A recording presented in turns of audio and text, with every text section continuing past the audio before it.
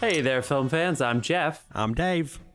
And I'm John, and welcome back to The Love of Cinema, a pod in which we'll challenge one another to discuss movies both new and old with a strictly positive critical eye.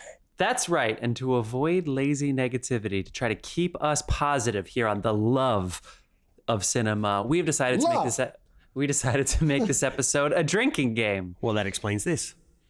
So Dave's holding a shot for our listeners. Side bags on a podcast. Anytime we say anything negative at all, we're going to play this sound. That buzzer means that we have to take a real live actual drink, and we hope you drink along with us. So, pour yourselves a glass, or as I found out this weekend, fill up your bathtub. Cheers. Jesus. Oh. I told them, I must explain that quickly. I experienced some wonderful North Carolina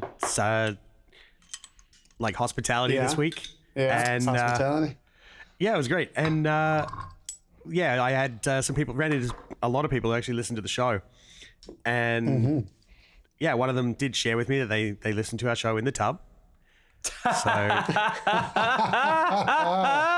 Do they drink along with us? Because I love wine in a tub. I know, I'm a right? wine tub drinker. Just, put your floaties on, pour yourself a glass, put your floaties on. I am not going to say. I think it was my aunt-to-be, if I'm not mistaken. Aunt-to-be. Yeah, please make sure you're wearing your floaties. All right, folks. Safe. We are recording this episode on December 19th. This is our final episode of the year 2023. So we've got 3 mini reviews of new films that came out, and Dave is keeping us on a 4-minute time limit. So we're going to give you a 4-minute, quick little spoiler-free review of 3 new movies that came out, and then we're going to be jumping into our featured segment, which is films from the year 1970. Give you a little context, both in Hollywood and cinema and in the world of what was going on in 1970. And then we're going to pick our featured film for this conversation, which is going to be Bernardo Bertolucci's The Conformist. The Conformist. Dave, see, the drinks are real. They're so real that Dave decided on our social media to put up this beautiful banner of a movie marquee, and it said, "The Rear Window." I still don't know why I typed it. I have no idea what happened there. It was so good. Dave, there you go for that. But yeah, so. Dude, I busted him again. Matt and Mark's show was onto it, man. They came at us real hard, like within 24 hours. Bastards.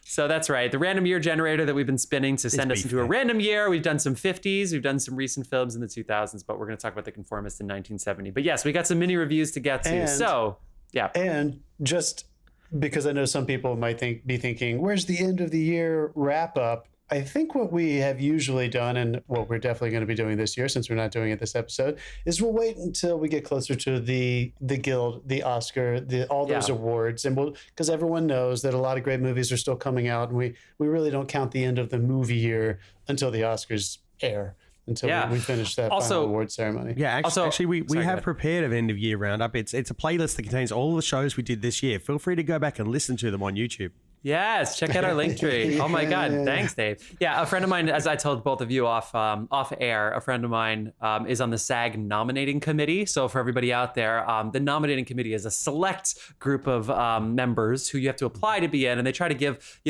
different ages and different backgrounds, and different some commercial actors, TV, etc. within the guild to essentially watch all of these films being pushed with all the screeners, and then they're going to narrow it down to a short list, and that's what the rest of the members get. So that way, if you're not going to get any nominations, you don't need to send something out to 30,000 people, but also it's just too much to ask.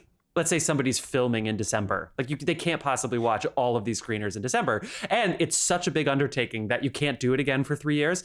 And the onslaught of screeners that Carl has gotten in this past month, because sometimes they're good and they give them to you in advance. But this year, because the strike ended essentially at Thanksgiving, and then it wasn't even signed until December. But the television schedule is set for all of these fucking award shows. It is it's impossible. We can't possibly see all these movies, even though we're in LA and New York. Well, you're not anymore, John, but theoretically we could go see a lot like Ferrari and a lot of these movies that are in limited release. But no, we just can't do it this year. So that comes from a podcast that used to do 5 movies a week. It's impossible. It's impossible. We had to watch 3 movies that were nominated. We will see all these movies. But we probably won't be able to see them in their proper theatrical limited releases before then. So. Actually, you may know the answer to this, because I know SAG sends out screeners. I was talking to someone the other day from another union that also gets sent screeners. And apparently with Oppenheimer, they didn't send out a screener. They sent out the 4K Blu-ray. Oh, yes, you did show that. Oh, I just bought I got as a gift, thank you, Dad, a new Blu-ray player. And I want to see it. I want to see it again. God damn it, there's so much to see. I've been thinking long and hard after our conversation a few weeks ago. Is it time to start building my massive DVD collection? Do I need to get the Blu-ray player? Should we start getting hard, tangible media back into our lives? Maybe. Right. Chris Nolan is starting it. Even I'm thinking about it, dude. It's like, Sony was that warning cry. Well, I'm keeping Angela's screeners are staying in the family forever, for sure. Not leaving the house, not leaving the apartment guild. But do they come in like cool boxes or DVD covers or things like that? Yeah. Or is it? Yeah. So do you have the option to get digital or tangible screeners? Because I thought they just sent links for some people if they want to just stream it. I think it depends on the producers, because I think the producers sometimes want you to see it and touch it and feel it. But sometimes they just want to save money by sending. Yeah. But sometimes they just want to send out the link. Costs more money, obviously, but sure. Awesome. But they want to push it. So anyway, we're going to do our mini reviews now here. If you want to just skip ahead, because you saw in the title that we're going to be talking about Bertolucci for the first time on the show. We're going to be doing The Conformist, which is I can't wait to talk about this with you. Check the show notes. We are very serious about the show notes. Check the timestamp. Skip ahead. It's your prerogative. But we're going to get into our mini reviews. Although, Dave, I don't believe you have a mini review. So do you want to gripe or anything at some point? I have a gripe. Do you want to do it now, or do you want to snack? Because I traveled. You traveled? Okay, cool. I have some gripes, but I'll save my gripes for the New Year's. Dave, you know what? I'm going to try and squeeze 2 in 1. What is it with airports? Am I right? Okay, look, you know what? I just want to say, like, I stopped in at a couple of airports this weekend, and if they have these wonderful new things with a power supply and a USB charging thing. If you're going to put those in your airport, please fucking maintain them, because there's nothing worse than going, hey, they've got charging. No, nothing. But everyone else but the row I was sitting in had the fucking things. The ones on the plane, make sure they work. Please, somebody just make sure they work if you're going to put them in. And also, while we're on the same subject, I want to talk about Lyft at LaGuardia Airport, because they are dropping the fucking ball, man. This is the second time in a row I've come in and I've ordered a Lyft to try and get home. And because I live like 8 minutes from LaGuardia, it's easy. You just get a car, off you go. Now, those Lyft guys don't want to take a ride that's like 8 minutes away because they lose their place in the queue. I get it, but don't take my fucking ride. Leave me standing there for 6 minutes, then cancel it, then have to wait 7 minutes for someone else to take the fucking ride in the cold, in December, in winter. Fuck you, get Lyft, get your shit together. Yeah, and Uber does the same shit, by the way. So I don't know what it is, because I think Uber used to like penalize you if you canceled a bunch of times, but I got canceled on like 4 times in a row once. And it's dude, wait a second, did they get canceled? He was so close too. And they're like, we're finding you another driver. I'm like, I don't want another fucking driver. I want that one. That used to happen a lot. I remember when I first moved there, before the services were pretty good, and going up to a yellow cabbie, because they have to take you, right? You're in this big line. Yeah, that's the New York City thing. And be like, just going down the road to Astoria, and they're like, God fucking damn. You just hear them like cursing under their breath. Yeah. Well, that used to be getting home. You would have to get in the car before you would tell them where you're going, because if you were in Astoria, they didn't feel like going. I get it, but just don't take the ride. They have the choice. Don't make me stand there for 5 minutes. I know. If you're a waiter, you get that last table and they're there for an hour. You got to sit with them. You know, if you're a cab driver and this is the ride you get, you got to get it. You know, that's just what you got to do. Anyway, that's what right. Gotta get it. I squeezed 2 in. 60 seconds. So I saw 2, John. We saw 1 together. Cats in a bathtub. What the fuck are you talking about? What the fuck? Look it up. You're welcome. Okay. Should I look? Is it something I shouldn't look up on corporate Wi-Fi, or like? Don't talk about your corporate Wi-Fi. Okay. Yeah. You're freelance, right? Let's start I'd like with. To keep them. John, why don't we start with Godzilla Plus One, which you saw? We're a week or 2 past, but I think it's gonna stream well. So hit it. -1. Oh, fuck, who cares? It is Godzilla minus one, and I know you guys can Jeff can't do math. Giving me shit. I know you give. Here we go. It is Takashi Yamazaki. He is the director of this. Now, I think I already mentioned that people were telling me, my brother and a few other people, just kind of randomly were like, "Oh, have you seen this yet?" You know, I get texts from people whenever they see movies. All right, here's the mini review that I think is why people should go see it. And if you can't see it in the theater, I think you're still going to be surprised wherever you watch it. This is basically it's the same company that originally made the old Godzillas, so much so that they own the library which means they own the old sound effects and they own all the music. So Oh, there's a lot of things wow. that are going to feel nostalgic. What is not nostalgic is the way it's filmed and the way it's shot. It is basically like a grounded World War II, post-Japan, Tokyo, post-firebombing, rubble. It's the city after all the shit has hit the fan. And it's the Japanese culture and country torn apart and living in conflict of what the war meant to them, how they moved past it, the new symbolism of this fear of nuclear powers and nuclear war surrounding them. And then it just happens to have this monster catalyst obstacle of Godzilla. Like it feels like it's this grounded like period drama. that's almost. some of the best ways you can do this stuff. It really, really works. So of course there's CGI, whenever he shows up and VFX and everything, of course it's there. But there are so many practically shot scenes with adults speaking to each other about their post-war trauma, their inner conflict, how they move forward as Japanese people. And then the symbolism is just staring you right in the face, but it works. It doesn't feel that way. Without giving away too much, the way they use Godzilla and introduce it, her, him, whatever, is still going way back. It's like they reset the clock, so it's a myth again. It's not in the world where he's existed before, which is fun. You get to rediscover Just for the him. record, I think Godzilla's preferred pronouns are "Oh fuck, it's Godzilla." Oh fuck, it's Godzilla. Sure. And the way they grow the creature and the powers, it's kind of reestablishing what the radiation and all the fallout kind of did to this creature. So they kind of separate it in terms of mythology, and then that mythological being affected by the radiation, which is cool. And then there's some really gorgeous, again, I don't want to say too much, but the way Godzilla's powers are used are very clearly representative of nuclear bombs. And it lands. Wow. Without, pardon the pun. The power of the looks on these people's faces, seeing that kind of destruction again, months after it was surprising. I was genuinely surprised Right. at how good this movie is, and not because it's just because it took itself really seriously. I think people should go see it. You probably haven't seen a Japanese movie that's kind of like a bigger Japanese movie like this in a while. I think this is a really good representation. I would say go see it for sure. It's funny. I actually had how TikTok sometimes I put clips of stuff up on. I actually had one of those pop up on the TikTok feed, and I was like watching it, and in 2 seconds it had me captivated. And then my wife just ran it, like came in and staged an intervention. She's like, "Turn that off, because it's either going to be pointless and piss you off, or it's going to have spoilers and piss you off. So stop watching that right now." So yeah, I'm pretty sure it was heading for a spoiler. It was awesome, man. And anyone who's a fan of like the Gareth Edwards, the reboots that they've done recently, I like those too. They're in the right headspace. They're fun. This is so different than that you can still enjoy both. No one's going to be comparing them, I think. Yeah, cool. Anyway, Nice. check it out. Beautiful. All right. So now we got 2 Netflix movies coming up here that you can stream right this very second, unlike Godzilla Minus One.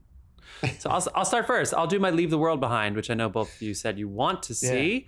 Yes. This is the Sam Esmail film. Serious spoiler-free review. Yeah. So Sam Esmail, who is probably best known as the Quagliom. creator of Mr. Robot before signing an enormous contract, I believe, with Paramount to help produce and write and deliver content, including It went Homecoming, which is on straight to Amazon Prime. Netflix. Yeah. Well, this I believe is, I don't know if this is this Paramount? I think this is probably a different. He went straight to Netflix because he wanted his stuff to screen in HD. Well, yeah. Anyway, he also did this film Comet. Anyway, he's married to Emmy Rossum too, which is probably the greatest part of his legacy, I think. And anyway, so he has been working with Julia Roberts a bit, including Homecoming, but he read this book called Leave the World Behind. He made a little bit of adaptation to it. And the general piss, it's not too different from like a Black Mirror type thing where a hack leads to complete chaos and disorder while a Manhattan family is in an Airbnb essentially in Long Island. This family is, of course, Ethan Hawke and Julia Roberts are the parents and their 2 kids who are teenagers. And yeah, they're basically in Long Island and the power goes out, cable, everything is gone. They have no idea what's going on. It sounds like something apocalyptic is happening. Is it other countries at war with them? Is it, are they rogue agents? Who did this hack? And just how bad it is. And they're just basically lost. So it is kind of cool that you're out in the wilderness with these folks while this happens. I actually think the best, and not even more than the trailer, the best pitch for this is just a little scene that Netflix does when you just kind of like linger on it, and it just starts playing a scene as the trailer. And it's just a scene where they're on the beach on Long Island, and you see this giant like freighter coming towards the beach. And they're basically like, I don't think that ship's stopping. And it gives you that kind of Jurassic Park, 2 vibe. I think I turned that function off on mine. You can do that? Yeah. You can do that? Oh my God. Anyway, they can tell it. Anyway, I'm saying all of this. This is all story stuff, but it's very captivating. It's a really good idea, and it's hard to like look away. It's hard to take your eye off the ball while this is happening. I think he does a really good job with that. I think my thing with Sam, which he did really well with Mr. Robot, is sometimes I feel like I'm reading the screenplay. I'm not saying I had subtitles on, but I'm just kind of like, this sounds like somebody that reads screenplays for a living. You know what I mean? There is that little bit of an element of like, maybe this person watches too many movies. And so it's not like people don't talk that way, but it's just kind of like, it's a little too filmy in the language. However, I think this is a good watch with somebody else, because some people are going to want more action. Some people are going to want more story. They're going to want more information. They're going to want more chaos, more apocalypse, more this, more that. And, I think he thread that needle really well of keeping you incredibly compelled, but also not overplaying any one element of this movie. So I think it's pretty entertaining. Cool. Nice, Sweet. dude. All right, so our final one is going to be May, December, which we'll be talking about a lot with the Oscars. I know. This is Mega also mini reviews. streaming. This is, of course, Julianne Moore and Natalie Portman, where Natalie Portman is playing Julianne Moore's character, a mom who fell in love with her 7th grade student, went to jail, apparently carried his child while she was in jail, and they ended up getting married and living together. He's about 30, she's about 50. And so Natalie Portman spends a week with her to kind of watch and observe her family. John, what'd you think of May, December? I thought it's a Todd Haynes film. It feels like a Todd Haynes film. I think before we talk about like the actual movie itself, and I mean this with only positive, a positive perspective. This is the kind of movie that for a long time, for the past like 10 or 15 years, had a lot of trouble being made and released. It's a smaller budget. There are some recognizable faces, but it's not a change your life kind of movie. It's not this gigantic commercial, big, wide audience appeal kind of thing. And these are the kind of movies that I think I've missed seeing. So if I know he's Todd Haynes, he's somebody who's known, but if the streamers are going to start creating space for more a niche, smaller demographic like kind of content, then bring it on. I'm happy. I don't think this movie is for everybody stylistically or subject matter or storytelling and style and blah, blah, blah, all the things. But I know that this is exactly the kind of movie that some people are probably going to really respond to. It's a melodrama. Yeah. It has it's reminiscent of some older classic filmmakers that he's super inspired by, like Douglas Sirk. There's a way that they speak to each other, like a style in the language and in the writing here that kind of different than what you were probably saying with Sam. Feels like really intentional, and in terms of like it's supposed to be affected, and the fact that there's literally a storyteller, an actor in the bunch, kind of gives it this performative edge that really lends itself to the melodrama, to that kind of form. I also I don't feel like I was never in an interesting way. I was never overwhelmed emotionally, even though this is a really taboo subject. It felt it was almost like a pedestrian, like a very casual nature to the storytelling. So that, in contrast to that melodramatic style, kind of gave it this really unusual. I don't know if I've ever seen a movie like this. It's set in like modern times. So I thought it was really fascinating. I'm really glad I got to see it. And I hope that they start greenlighting more pieces like this, because this story belonged in that time period, in that length, that runtime. I mean, was there a reason for this story to be told? Just because an artist wanted to tell it. You know what I mean? Okay, like, yeah. I'm just trying to finding it hard to reconcile the subject matter with should that have been highlighted? Your pearls, you little bitch. Dave. You know what I mean? Like, yeah, I'm buzzing Dave. I'm buzzing Dave on this. Fuck off, dude. Who fucking cares about you? But to your point, I'm glad that it needed to exist in this short runtime. If they had sat down with him and he was unknown, they would have been like, "Great, can you stretch it into a miniseries?" And like it wasn't supposed to be that. No. You're in, you're out. It's the story. We know what it is. We get there. We watch these characters. We're out of it. It washes over you with its style, and you can go on with your life. And short as an hour and continue 57, thinking about it. Well, yeah, and also less than 2 hours. And also that, where do you cut it off? You know what I mean? Because when you do episodes, you have to have a beginning, middle, and end of each episode. Usually 17. They're not legal before then. Dave, man. Jesus Christ almighty, Dave. Although there was a really good scene where they're casting the boy, and obviously Natalie Portman's basically like, he's not attractive enough because like the mom has to, anyway, it's a really interesting way they do it. I agree. What do you think, John, about the way it looks? It looks very like it was shot on film in like the early 2000s. Like it almost looks like a Dawson's Creek or like not even Desperate Housewives. It has like this matte kind of look to it. That I feel like every movie now just almost looks too clean, almost looks too pretty and too clear. This didn't. I feel like this had a haze over it, which also added this little extra element with that melodramatic music that almost felt like the Californians music was about to cut on soon. Absolutely, dude. No, I completely agree. It literally almost had that. What's that optical? What they used to put on tape for like old movie stars. Jesus Christ, what can I remember? Diffusers? Just to make it. Yeah, diffusion. To make it really. Yeah. White diffusion usually for that melty skin tone. Kind of like the starlets. Yeah. To make them look really soft around the edges. And if you couldn't afford those $500 filters, it was Vaseline on the lens. You know what? Sure. You know what else? Great vignettes. Todd Haynes said something really good too, where Natalie Portman shows up at this house. That's sort of like how this gets kicked off. We don't know much about Natalie Portman playing Julianne Moore. Like we get way more information about Julianne Moore, and we don't really know what. Because you would think that Natalie Portman would be our in, even though she's the actress and she's observing and all that kind of stuff. There's no judgment, but there's also no her, like who the character is. We get it very slowly over time with some phone calls and some things in private moments. But for the most part, it's really interesting that they're clearly being careful with one another while also trying to be revealing. And there's this tension between them.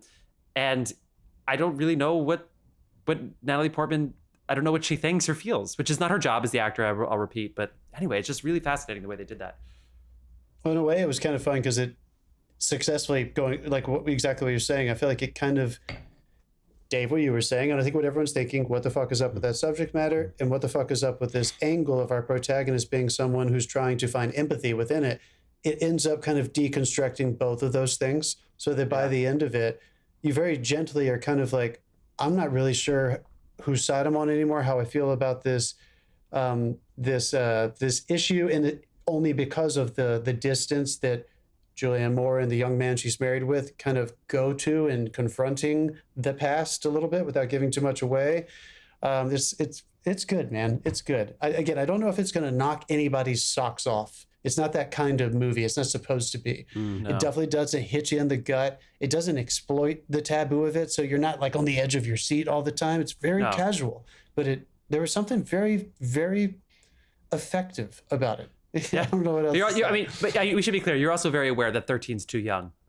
This isn't like 17 and 22, like the young history teacher and the student, which is not okay. I'm not saying it's okay, but this is very clearly a young middle-aged woman. I remember when this happened.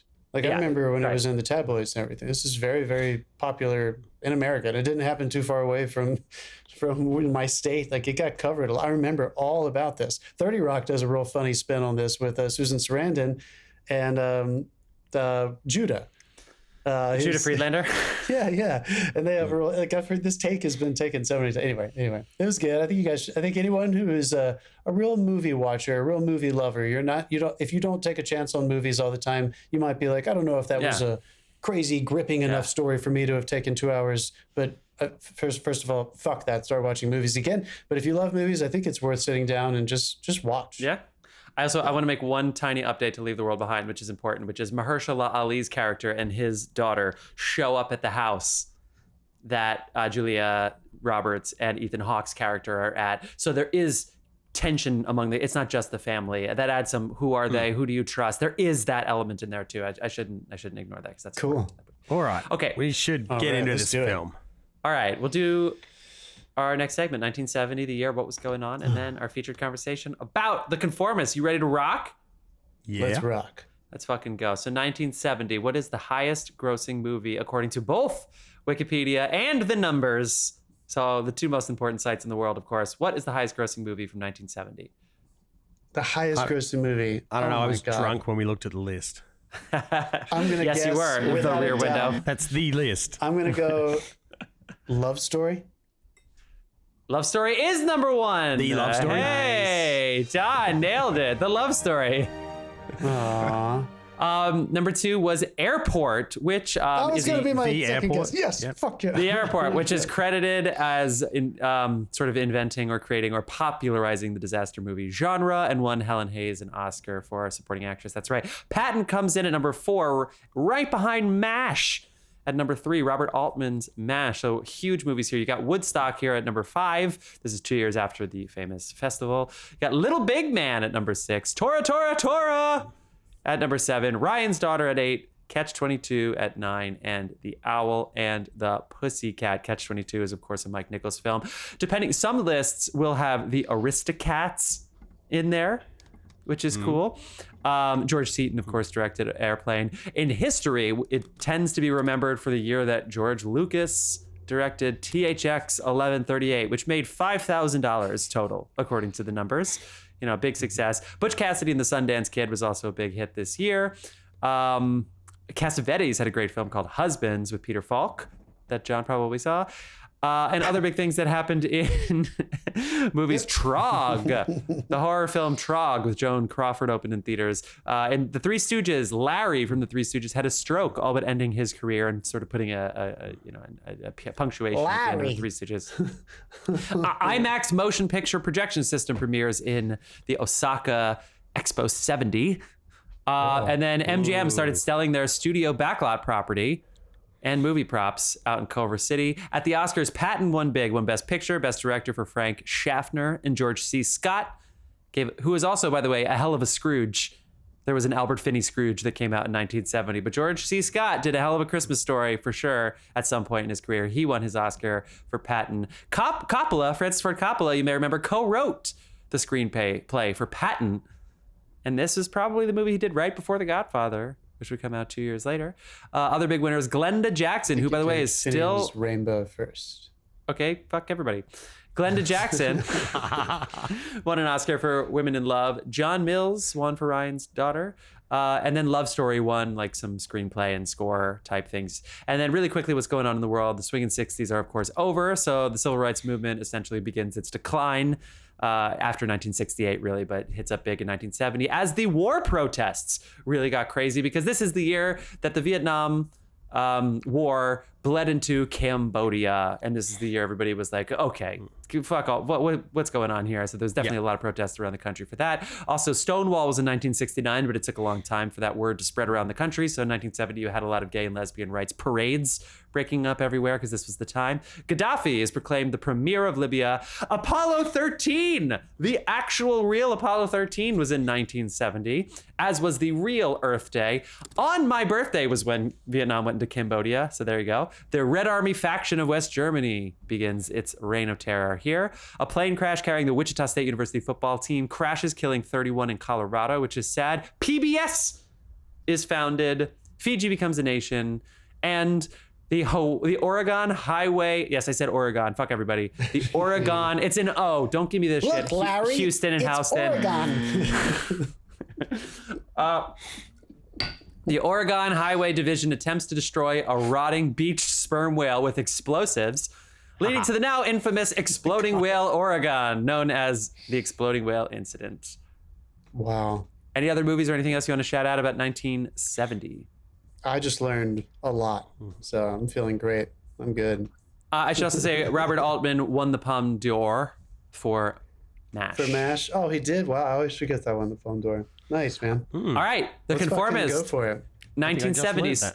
So The Conformist actually came to theaters in America and in most of Italy, where the movie was, of course, filmed, although it is a co-pro with Italy, France, and West Germany. But it actually premiered at the Berlin Film Festival, where it was up for the Golden Bear until the fucking festival was suspended because of the anti-war film OK, which came out of West Germany. Gee, surprising place in 1970 to have an anti-war film. It caused such a stir and such a ruckus. Not The Conformist, which also was about fascism in World War II or pre-World War II into World War II. But no, the movie OK suspended the Berlin Film Festival where this premiered, but also the New York Film Festival, in which Bertolucci actually had 2 films premiere back to back. Literally, you could see 2 Bertolucci premieres in a row at the New York Film Festival. So again, even though this hit theaters here in 1971, the record of this film is definitely very well supplanted in 1970. So that is where it is going for us. It has a 98 on Rotten Tomatoes. Bertolucci would go on to win 2 Oscars for The Last Emperor. The cinematographer is Vittorio Storaro, who we talked about several times. He is one of only 3 cinematographers to win 3 cinematography Oscars. Dave, who are the other 2? I don't know. Well, one won 3 in a row recently. Does that give you a hint? Nope. Jesus. Chivo won 3 in a row. Emmanuel Lubezki won 3 in a row. And then Robert Richardson. Dude, by the time we get to cinematography, the Oscars, I'm already hammered. Robert Richardson's won 3. I have time for like a text to several people to go, the guy I wanted won. And that's it. I'm done. I've forgotten already. That's a good point. Very good point. So anyway, I want to give the pitch before we start talking about this, because that's really cool to know that a lot of these people, most of this success, quote unquote success, was after 1970. Bertolucci was only 30 in 1970 when he made this film, and it was not his first. Jesus Christ. 30 years old. And I'm going to give you the IMDb description, which I think is great. And then I'm going to kick it off to you. Our initial reactions. What'd you think? What'd you feel? This is available to stream on Canopy, but as long as you have your library card, because my fucking grad school does not have this in their catalog. So you got to get your library card up to date if you want to watch this. Or you can start a free trial on some weird ass like Amazon thing that I did, which I already canceled. I started some like Milo films. I did a free trial. Ever remember to cancel your free trials? There you go.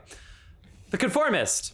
A weak-willed Italian man becomes a fascist flunky who goes abroad to arrange the assassination of his old teacher, now a political dissident.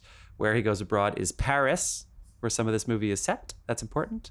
It stars Jean-Louis Trintignant. I have no idea how to say that. But he is the guy from Amour, and he did pass away last year, so shout out to him. But yes, the old guy in Amour is the lead of this movie. Whoa. 42 years before Amour. I'm going to kick it off to you guys. What'd you think? What'd you feel? Is this your first Bertolucci ever that you've seen? And what'd you think of the film? Dave, which was nominated for Best Screenplay, by the way. This was the first one I think I've seen. Same. Did you guys get the original version or the new restored one? Restored. The new restored. Yeah, cool. Okay. I'm very conflicted about this one for many, many reasons. I really love the cinematography. I don't know if I was a fan of the direction. I would have liked to have known that it was edited out of sequence to go in, because sometimes he messed with timelines a little, and that's like noted. And but there was a lot of stuff I really loved, but there were just a few things that bugged me all the way through. So do you want to bring them up now, or you want to wait? No, we'll get to them. We'll get to them. Get a shovel. Yeah. So mine's a mixed review on this one. It was good, but not great. Oh. I feel like apparently that's close enough. Yeah. This was not my first, but I haven't like gone deep into his canon, but I've seen his famous ones: Last Tango in Paris, Last Emperor, Little Buddha. Anyway, I had not seen this one, and I think I love this film. It is moving paintings. It is moving art. It is not set in like, it is not supposed, I don't think it's supposed to be experienced as though it is in any way realistic.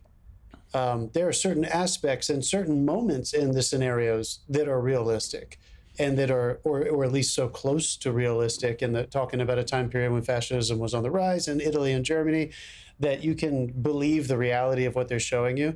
But the way he manipulates time, the way he manipulates characters moving in and out of emotional circumstances or physical circumstances in scenes and out of scenes are so expressive that I'm not gonna lie, you guys, I was actually a little tired when we first started watching this last night. So for the first 30 minutes, I was a little in and out, went back and watched first like 30 or 40 minutes again.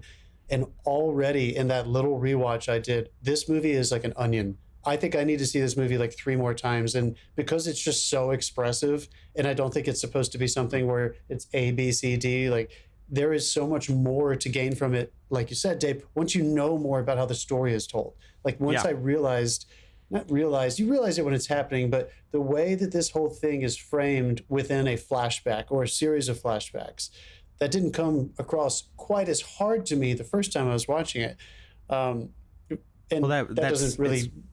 Funny you should say that, because it was once I realized what was going on, I settled in and enjoyed the rest. That's why it's mixed for me. Which is, I think it's part of the expression. Didn't want to point directly at that, but ultimately looking back, I agree with you. I mean, the opening scene, once you realize like, oh my God, once you realize the emotional circumstances he has going into that, getting picked up and going to fulfill his duty, you're like, holy shit, this whole thing is tainted by that. And again, once I started rethinking and starting to see how many times she appears differently before you see her in her final circumstance, the second supporting female character, I guess she might be the first in terms of billing, next to his wife, his fiance and wife character. But man, I haven't seen a movie this expressive in a while that was pulled off with that kind of maturity. And on top of it, he's dealing with fucking a serious issue with a lot of symbolism that we can never underestimate. This guy's, that shit is way touchier over there than it is here. Yeah. So, I mean, there's a 30-year-old making commentary about something that happened, 30, 40 years ago for a lot of people who were just one generation above him. So I don't know. I was pretty flabbergasted by it. And it has definitely been in our household here. We've been talking about it today. Like it's stuck with people, and people are discussing it and the sequences and I don't know. I thought it was really moving. How about you, Jeff? I agree wholeheartedly in the sense that it's like, it's not like I was watching it being like, this is awesome, but there were so many things where I was like, wait, because I thought the scene work was so good. It obviously looked really good. It was confusing but not in a way that was like took me out of it. It was kind of like, wait, what was that opening scene? Was that different? Or is this, like, why did that segue to the flashback? Why did we do the flashback there? How is he happy? Is he unhappy? Is he a killer? Is he good at his job? Is he bad at his job? There were a lot of these kinds of questions, which again, I think I kind of knew early on. I almost wish this could be a rewatch before the conversation, but I think ultimately there are 2 scenes, one of which is the last scene, of course. There are 2 scenes where I'm like, holy shit, this is obviously great. And I'm compelled. The other one's the confession scene. And I like, there's a lot of chauviny in this, so like I've been told by a lot of women in my life, like, I don't get the fascination with The Godfather. It's just like a men film. And I'm kind of like, but it's so good, but I get it. Cause there's definitely like a chauvinist, lilt to this. I'm sure it's true to the time, but that doesn't necessarily make it an easier pill to swallow. And the culture. I think Italy is still... Totally. Totally. Where there's this love of beauty in women, but in a way that is sort of beneath, these anyway, yes, that. So that is, I understand, difficult, the nagging woman that he's obviously not in love with, but the way that it's handled is very brilliant, and it seems judgment free, but you can also tell that this is like an anti-war director in there. I don't know. I'm so intrigued by it too, that it's like, I am compelled to watch it again. I'm glad you said that. And I think I'll just counter or second what you're saying and counter this Italian movie that has some chauvinistic, tendencies and qualities, for me, works beautifully because the character is in inner conflict about his sexuality and his masculinity. True. Which I think is fulfilled at the very end. So the fact that there's also, I think Bertolucci, who was a fucking poet for a long time, I think he was commenting on that exact issue. This isn't the sincerity of the Godfather saying, we treat women this way. And I think he was kind of making a point to say this man in his effort to assimilate to a normal life is treating women this way when he actually might not even be attracted to women. Like, I feel like there was something really, really, really poignant about that. I don't know. Dave, I want to hear the things that were frustrating to you, but I also just want to clarify, Jeff, I'm going to throw one more sequence in there because it's probably the most famous sequence. I assume when you said the end, you literally meant the end, like the epilogue section where he goes and accuses his blind friend. Yeah. I mean, that's Uses everyone. The assassination, though. Holy crap. Yeah. In the woods, in the car, the filmmaking was like, I was exploding. Like, I couldn't believe how beautiful it was. Also, a stabbing circle has to be one of the most brutal ways to go. A stabbing circle. Yeah. Also, did you not think this? Why is everybody so bad at stabbing? You know, like, I don't know. Is it just, I know it's not like that easy of a thing. Dude, but I think like, it's messy business. And why were they taking turns? Like, here we go. Yep, I'll come in. yeah, It was like swooping What was birds. that, though? When they came out of the woods, and this was, I couldn't help but the visuals are unbelievable, but this is still mixing in mono. Sound design wasn't quite what it was, but the way they lit the echoes of those gunshots ring through the woods. That was fucking great. The creaks of the trees. Oh my God. I thought that was just, and the look on her face. And I'll just, we're spoilers, whatever. I just want to go ahead and open this discussion up because it became really, I was thinking about it this morning and it became more and more true for me last night when I was watching those first 30 minutes or so. Do you guys think that she was a spy? And if she was, whose side was she on? I don't. His wife? I don't either. No, not his wife. The blonde. Oh, sorry, the professor's wife, I meant. No, I think she knew that what he was there for and she was trying to convince him not to by seducing him. Because we see her 2 other times. The first time you see her is when he's in the minister's giant building and he's going to see the prime minister for the first time. And she's dressed in black and she's like seducing the prime minister and she just looks over at him and it cuts away. Right. Oh, I and the didn't realize second that was time her. you see her, that was her. And then I bet you definitely didn't realize it was her this time. Do you remember where the guy, who by the way is the Black Hand in Godfather 2, that dude who's his bodyguard? Yeah, and also this is like his 30th movie. He has done so many. But by the time the Conformist came out, he has a huge catalog already.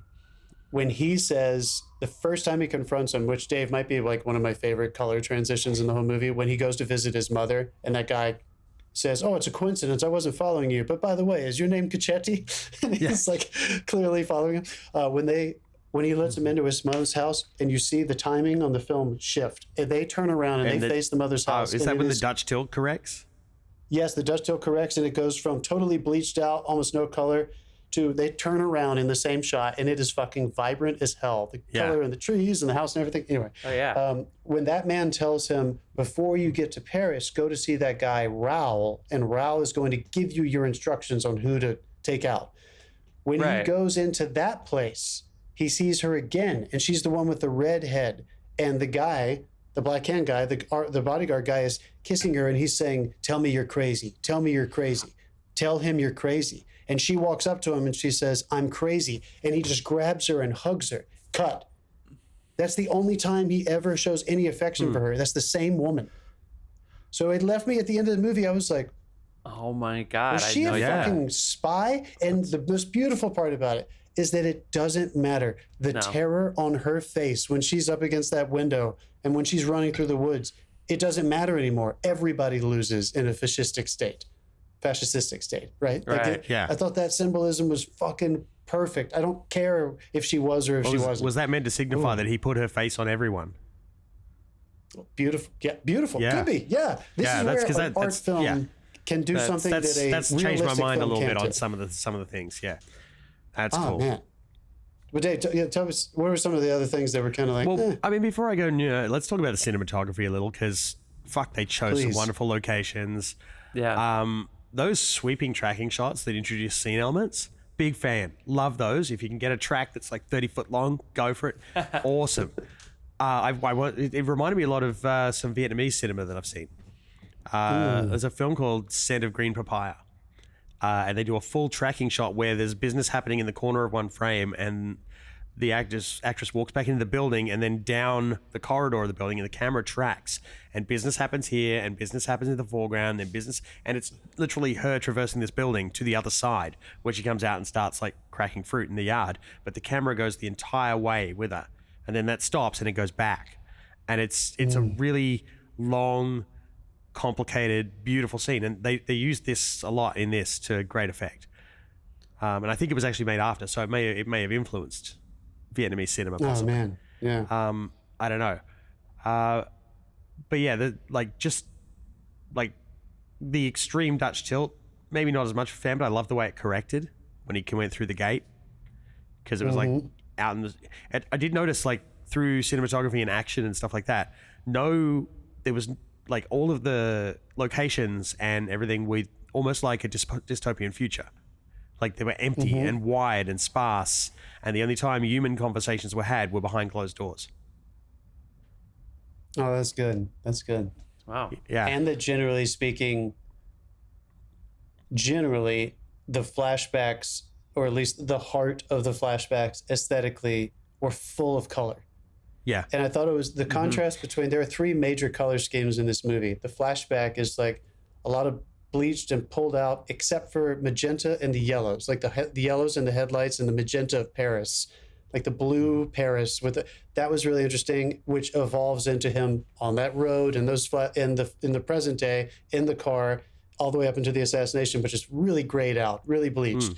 And then the vivid color of the fucking flashbacks, that fucking dance scene, the blind birthday party, and then the dance scene where they go dancing in Paris, like, holy shit. The colors in those sequences were like, what the fuck is this shit? It's like Caravaggio shit. And then what I thought was crazy is that the way that they almost took like the strangest elements of all of those things for the epilogue.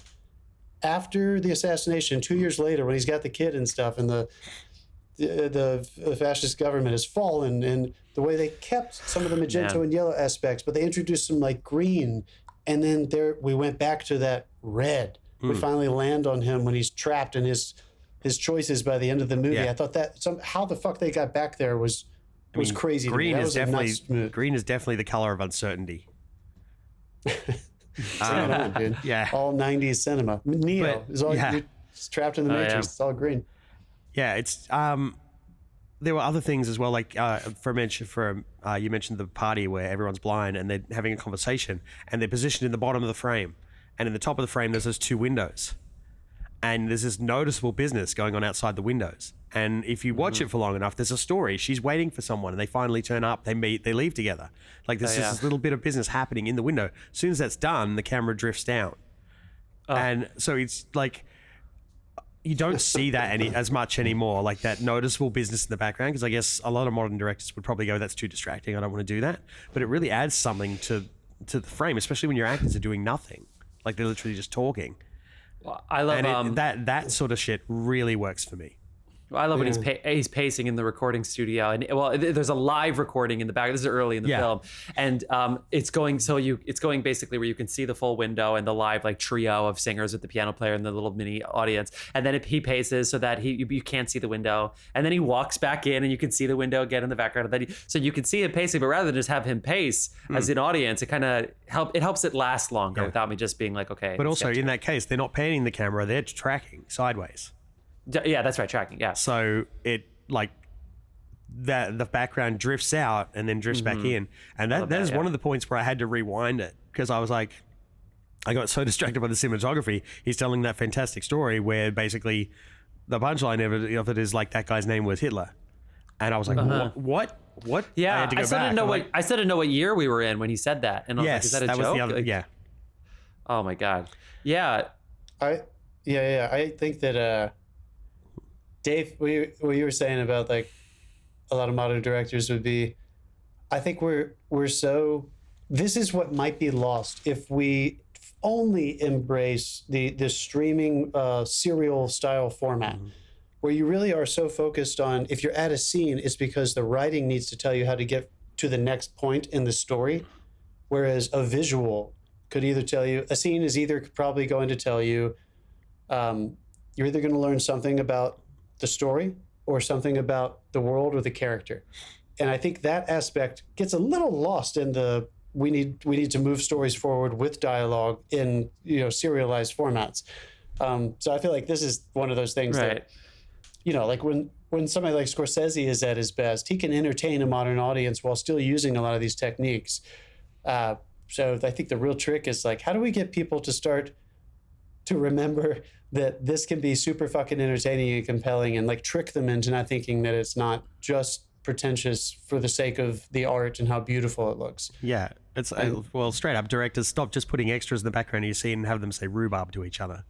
Like, give them business. Like, this couple has this story. This, if they're sitting in a cafe or whatever, like, give them something to work with in the background, and don't be afraid to let them experience it. I think that's probably the best thing for new directors. Oh yeah, because that background element it's not so much a distraction, but it just makes everything feel more natural.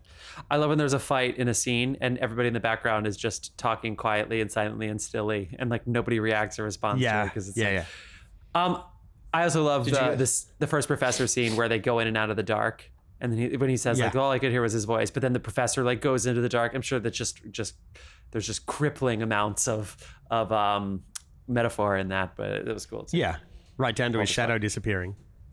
Yeah, all you gotta do is, don't you feel like a lot of it is just having the courage to do that? You know, when Gordon Willis was shooting Godfather, Dave's favorite movie, they were so upset because they couldn't see so many people were in these shadows. But like, it kind of just started to feel like look great at my TV. It just started to feel like it just starts to feel like the language. This guy Storaro also shot Apocalypse Now, and that beautiful famous scene where the light bulb is swinging past Brando, and he's in and out of total darkness. And from a modern perspective, Edgar Wright, Scott Pilgrim, which is my favorite movie in the world.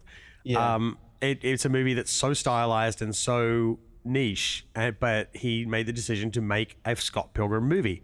I'm going to make it exactly the way I think it should be, and if you don't like it, it's not for you. And like, he wasn't afraid to go to that level of detail, and it's been appreciated forever. That's a modern like version of, I guess, Godfather and that sort of thing. Not comparing the two, but it is a modern. Careful, Dave. Yeah. Well, obviously, there's a lot of which one do you think I'd rewatch more? It does. It's weird that it feels like a gangster film in some parts, because the gangster films were probably largely inspired by this and many other films of Italian cinema and others. And actually, apparently, Steve Buscemi directed an episode of The Sopranos that had a similar woods assassination scene that was very clearly modeled off of this, and Buscemi directed it. Obviously, Godfather 2. But that confession scene, I want to go back to it because there are not many times in movies where you have a character who's almost behaving like they're in a noir, but obviously he's not a detective, but it's like they're not saying anything. They're just sort of observing. They have a mission, they have a job. This is, again, like that weird gangster era, that crossover.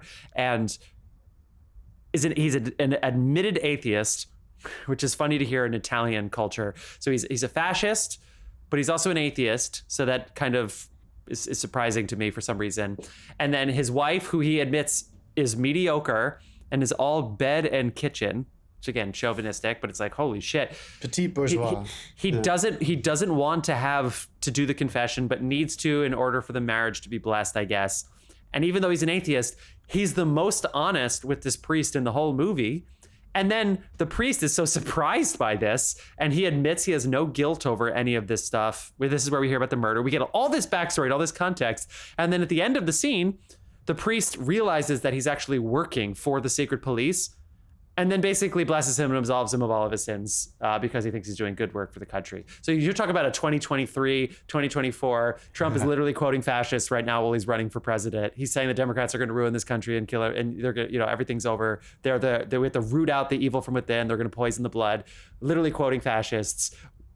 And then here's this priest who's basically like, "Oh, you're working for him? Great, you're good. Okay, no, you're not sinning. Everything, you're great." It's like, it is so fucking fascinating to see it, and it's the most honest he is in the whole film. It's wild. He is. I feel like we should definitely give enough credit to, like, Bertolucci wrote this. Like, he wrote most of his screenplays. He's a fantastic writer, obviously.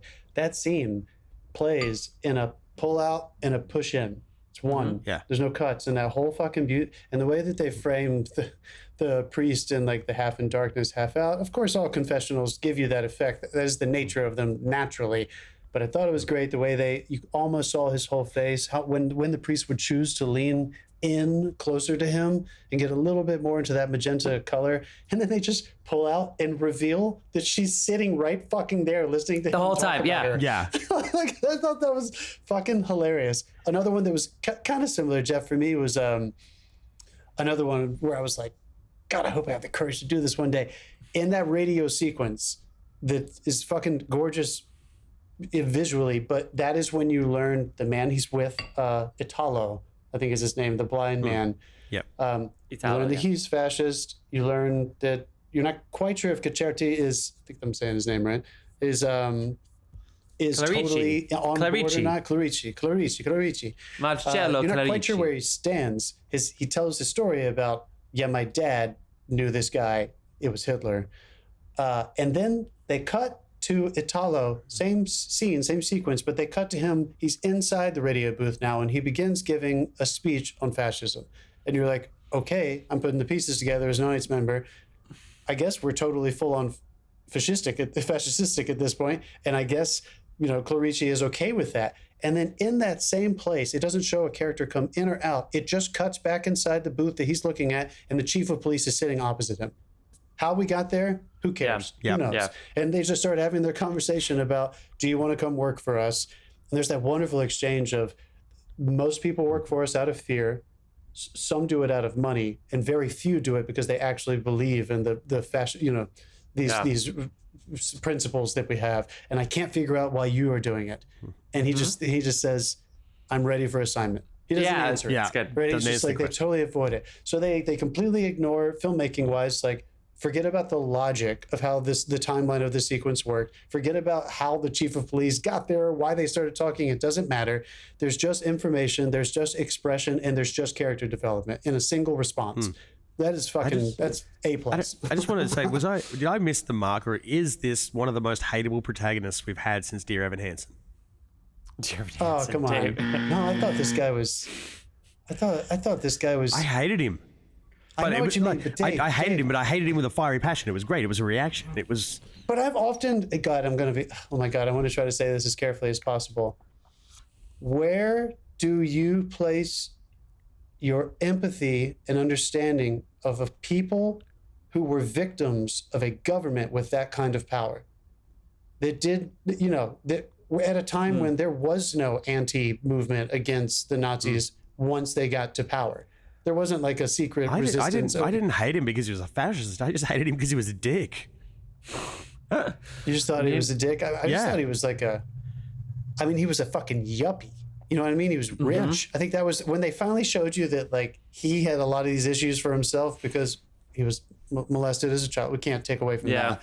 Yeah. By the way, did you see our friend Mark from the Matt and Mark movie podcast? That fucking character, the chauffeur, when he shook his hair out. Oh my God! Are you talking? Wait, you're talking about what's the guy's name? Lino. Lino. Oh yeah, Lino. Oh my God, Mark! That's so now I have to find that frame, screenshot it, and put it up on the YouTube. He's so skinny. He looks just. Oh my God, that cracked me up, dude. But he's like, I'm looking at this guy Pierre Clémenti now.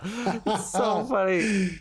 But he's pushing against like he like hated himself because he was so fucking rich and privileged. He desperately wanted to be like a normal person. I just thought that was there was something so interesting about that, but also like I know what you mean, Dave. That there's something like very it's easy to judge somebody who it didn't take away from the film. It just made him an interesting protagonist because I hated him. Yeah. All right. Well, I don't think I hated him. I think if I hated him, I would have had a lot more trouble watching it. Yeah. No, well, maybe that's why I had a bit of trouble watching it. But I just hated the guy. I don't know if I hated him either, but yeah, you knew that he wasn't a likable person in real life.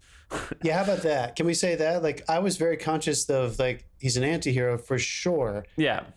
If there had been a version of this movie where it was a leader of the resistance, white hat, hero all the way, I think this would have been really boring just because there would have been no nuance to like navigating those behind the scenes issues. I mean, the fact that this is an entire story with the fucking titular, the conformist, and it's about somebody just kind of going through the motions of being a civil service member to an extent within that fascist government. Yeah. That is crazy. Like, I can't believe he was able to make this movie.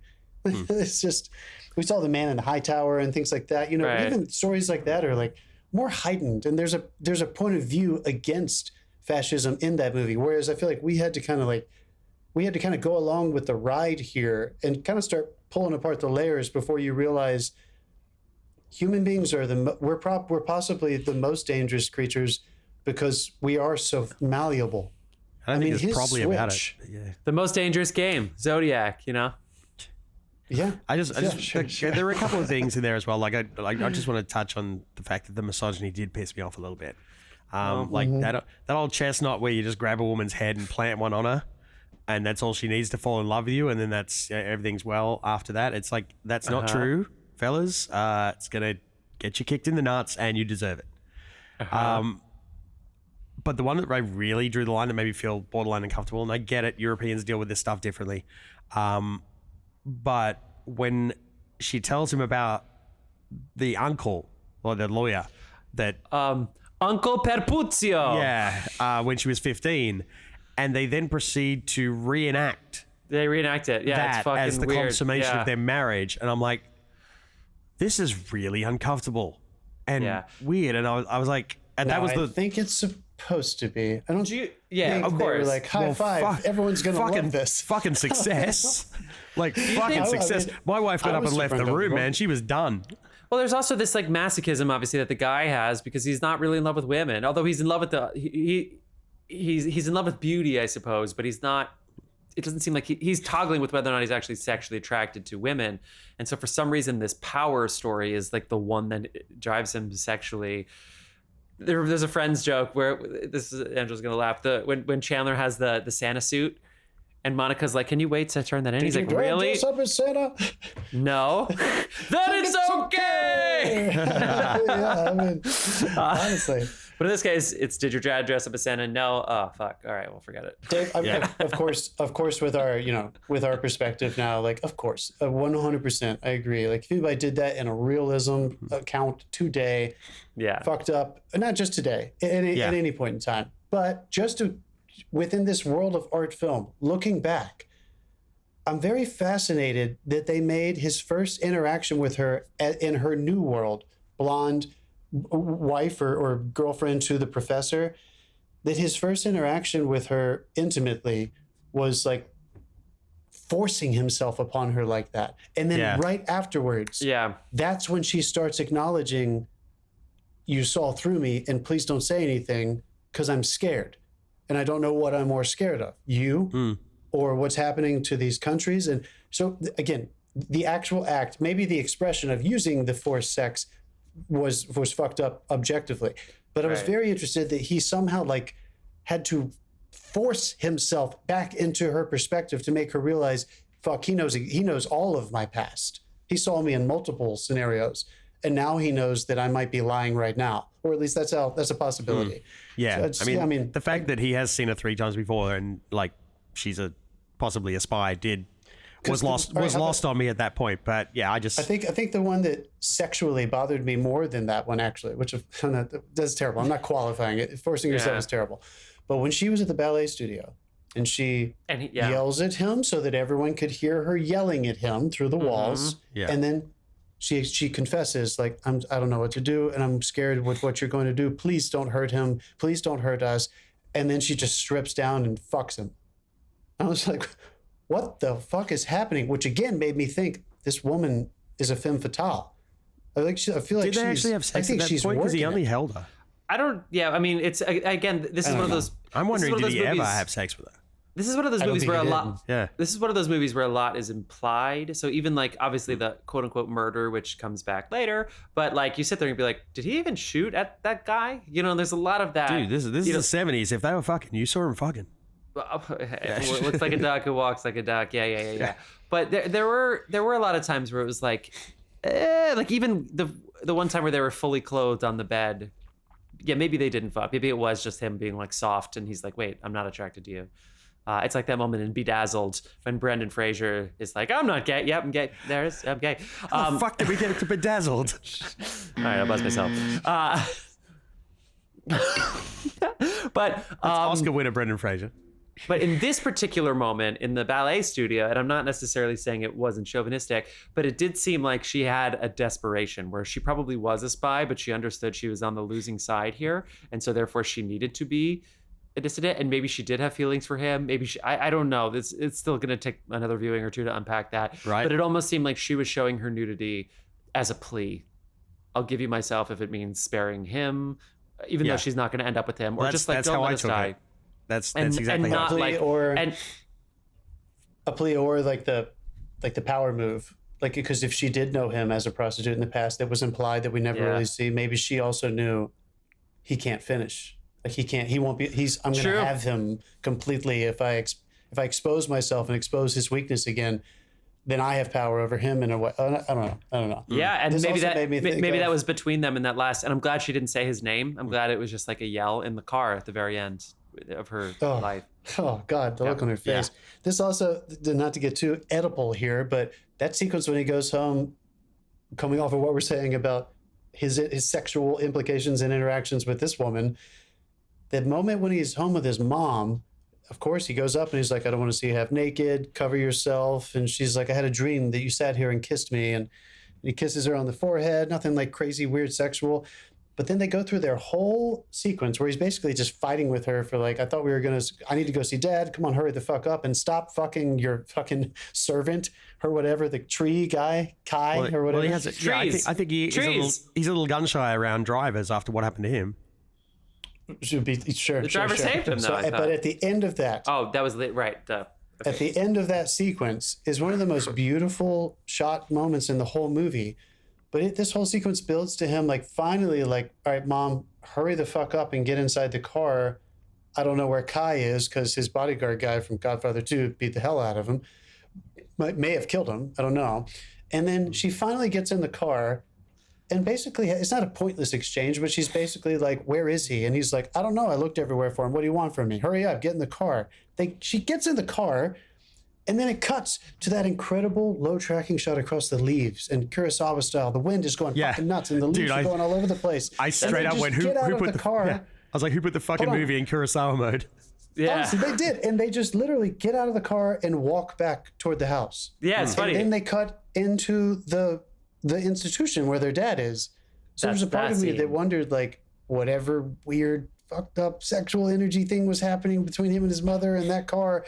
We go away from the car and see the earth is going nuts. And then they walk out together. I don't know. I'm not saying they had sex or anything, but it was weird. There was something strange. Like, why did they go to such effort to cut away from the car and show the wind going nuts in that shot just for them to walk out of a car? The leaves is Godfather 2 as well. I was wondering, were they like hiding the body? Like, was she under the car? Like, I didn't, because that happened. I feel like a body just got disappeared during that sequence. So again, that's why I kind of mean like there's implied, is it a memory piece? Because there's that flashback. Like, yeah, there were a lot, even the beatings with the boy, you don't really see it. The stabbings, they do a good job of like putting some people in the foreground so you don't quite see it as clearly as you should. Or you would now. I took it that neither of them could drive the car. Oh, that's what I basically was like, well, then there's nowhere for us to go. We need to go find our so guy. Manganiello can't drive the car? Or he doesn't before that?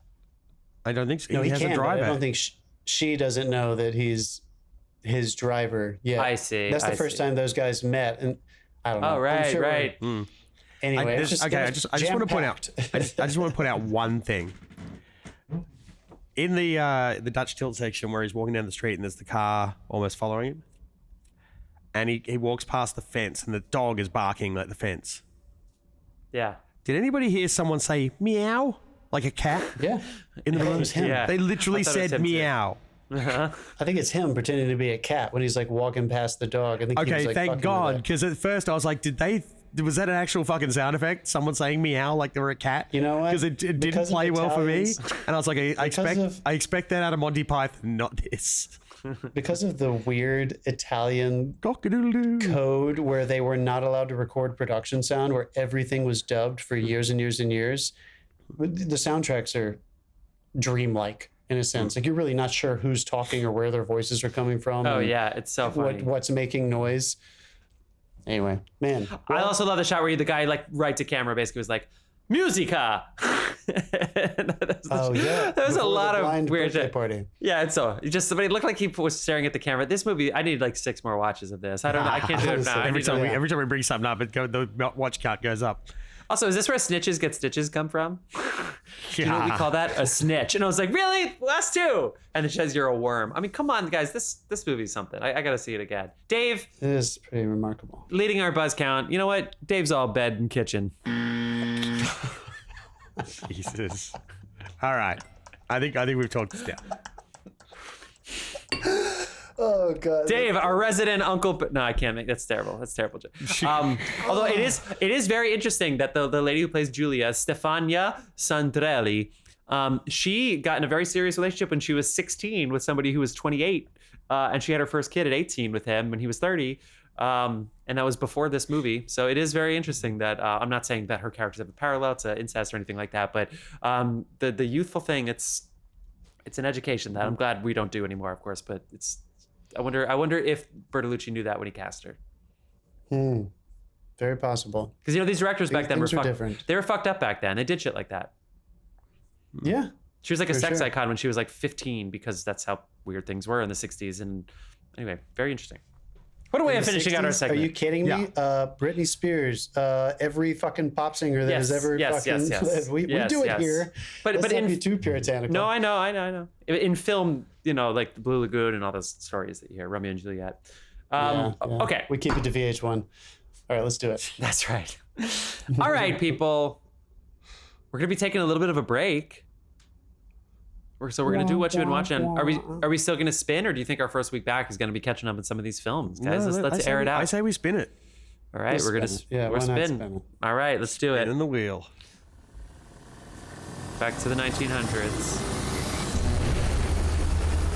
1965. Ooh. Nice. 1960. When the 6 was spinning, I didn't know if it was a 6 or a 9. Yeah, I know, Me right? too. I didn't know if it was going to be 1990s or 1960s. Okay, 1965. As always, people, we're not just going to sit here and Google what was going on that year. So we are going to finish out our episode with a quick round of what you've been watching, take a brief pause, and then wrap us up with the film we'll be discussing in 3 weeks' time so you can watch along with us.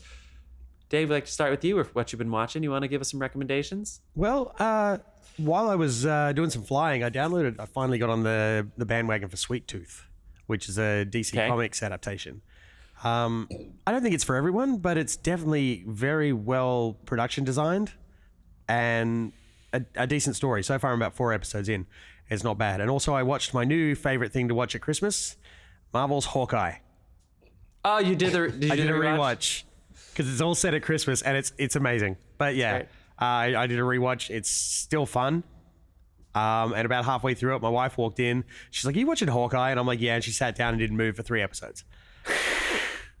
Nice. It was fun. We just kicked back and watched Hawkeye on the couch. John? We rewatched The Holiday, and we did we did one more, and I can't fucking remember. But yeah, The Holiday, Nancy Meyers. Maybe you've heard of it. Heard of it. I watched it recently. Little film. Yeah, pretty good. How about you? I can just feel the money in that movie. It's just every Nancy Meyers movie. Nobody doesn't have money in the Nancy Meyers movie. They're all loaded. I've seen a couple things. I saw Past Lives last night. Past Lives. You had already seen it though, right? No, why would I have seen it? Oh, well, because I was raving about it. I know. I watched it yesterday for the first time. Did you like it? I liked it a lot. I'm not going to rave about it as much as you, I don't think. I love the tension in it. I think the scene in the middle with the husband-wife, where the husband was basically explaining who he is in the story, that lost me a little bit. I don't know why. I was kind of like, I get it, but it felt like a writer writing, and I just didn't. I don't know. Yeah, sure. But I liked it. I don't know. Angela and I had some good conversation. Is that me? Fuck. Yep. Angela and I had some good conversation about. I mean, it's weird, she's married and she has a husband, and here's this guy that's clearly like come here to be. It's just like an awkward situation. I love the awkwardness. I'm like, yeah, let's go. But yeah, anyway, it was very simple and it was a good indie film for sure. I don't think it's the best movie of the year, but it was very, very touching, very moving, and I felt the tension. I started Monarch Legacy of Monsters, and I love that all the Godzilla content coming out at once is pretty fun. But I have really enjoyed what I've seen so far. It's so diverse and different too. We watched most of the first season of You. I guess we watched a lot of stuff this week. Cause I'd never seen You before. Angela liked it, so we watched a decent amount of that, and I like it. It's cool. Never seen it either. And then of course, we finished The Crown. Ah. Oh, I still haven't seen it yet. Oh God, I'm so excited. Part 2. So excited. Yeah. I won't say anything about it. I love it. I think I probably would have ended it a little differently, but everybody's going to say that. Peter Morgan knows how to end his own series. Yeah. I love what they did with William. They're pretty fixed in the ending. Well, I mean, but the story's not, it's sort of like 2007 when they decided to end the series. And so I'll just say, I think she walks back in the room in my version. That's all I'll say. You don't know what that means. I think she walks back in the room, and I don't need the blatant nostalgia. I think they'd already layered it on enough. I don't know. I would have done it a little differently. That's all. But I love so much of it. I love so much of it. And that's a series that I can't wait to rewatch, binge that entire series. It's really fantastic. Remarkable to just... An episode would end and we'd be like, this is fucking fantastic. I know everybody loves Succession, but this really has been like a gold standard of television for the past 6 years. I think it's especially fantastic. for Netflix. I think it's one of their best shows they've made since, dare I say, House of Cards. I mean, very Game of Thrones, like where you have your episode of the week, but then it all fits into this larger story. And then they had to break it for Diana, where they had like a 4-episode arc. They had a 6-episode. They had to mix it up a little bit, but like you still have this episode is this, but it fits into the timeline and the narrative, and it tells the big. It's a very oniony, very like a lot of concentric circles every episode, and it's fantastic. I think it was awesome. All right. Nice. We're going to take a 2-second break here, people, so we can talk about what we're going to be watching in a couple weeks, and then we'll finish out our episode. So stay with us for a minute. Let's do it.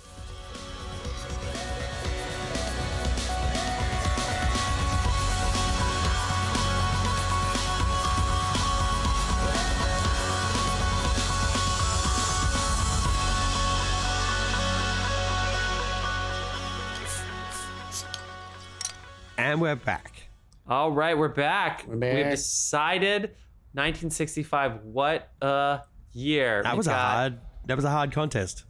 Yeah, and it took us a while. It took us a while to make our choice. Yeah, because you guys didn't want to do The Sound of Music. You bastards! You heartless bastards.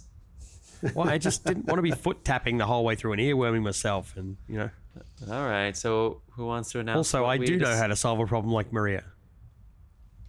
I'll let it stand. Boo! Because we're booing.